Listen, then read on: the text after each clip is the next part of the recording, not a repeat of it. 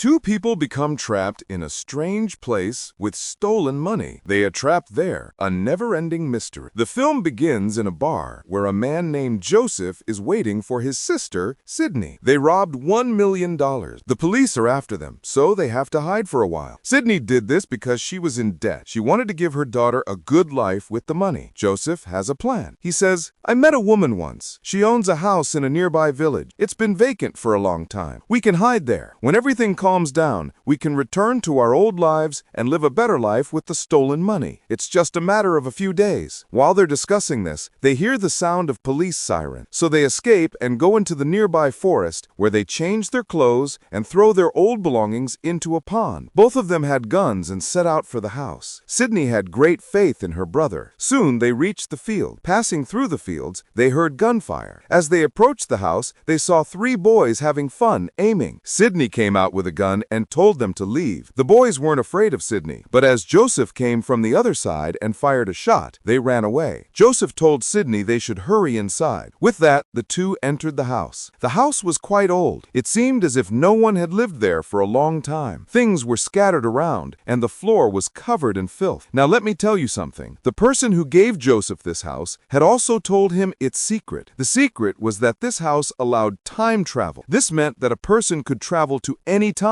such as the past or the future. Not only that, but they could also be sent to another world. Joseph thought that if she spent some time there, the theft might be wiped away. Joseph had been given instructions, essential instructions. There were two old clocks in the house whose time had to be set according to the instructions. Just then, the sound of police sirens came. Sydney urged her to run, but Joseph said they had to go to the basement. The door would only open with the clock's combination. That is, they had to turn the hands of the clocks in a specific way to open the door. The two quickly set the clock's combination, and once the basement door opened, they hurried downstairs. They realized the police had entered the house and were searching the house. Joseph opened an old diary and told Sydney to dial a specific number on the telephone. Sydney answered the phone, and after dialing the number, she uttered three strange words, which were actually code words. Suddenly, darkness fell, and everything went silent. When they emerged from the basement, they saw that the house had completely changed. All the belongings were in their original place. The house looked new, as if someone had actually lived there. They had actually time-traveled back to a time when the house was new. Jasir followed Diary's instructions and turned back the clock in one room. Sydney was shocked. She couldn't believe this was really happening. But the truth is, they were both fools. Whoever sent them to this house wasn't there. This meant something else was going on, something very dangerous. Jasir explained to her that this place was now completely safe for them, but on one condition. They had to stay here for 14 days. Then they would return to their own timeline where everything would be quiet. They were happy to think that at least no one would come looking for them. The kitchen was also full of food. Records and movies were laid out on the table to pass their time. The first day, they both just rest. Then, the next day, Joseph goes for a walk nearby, not too far from the house, because this house has a limit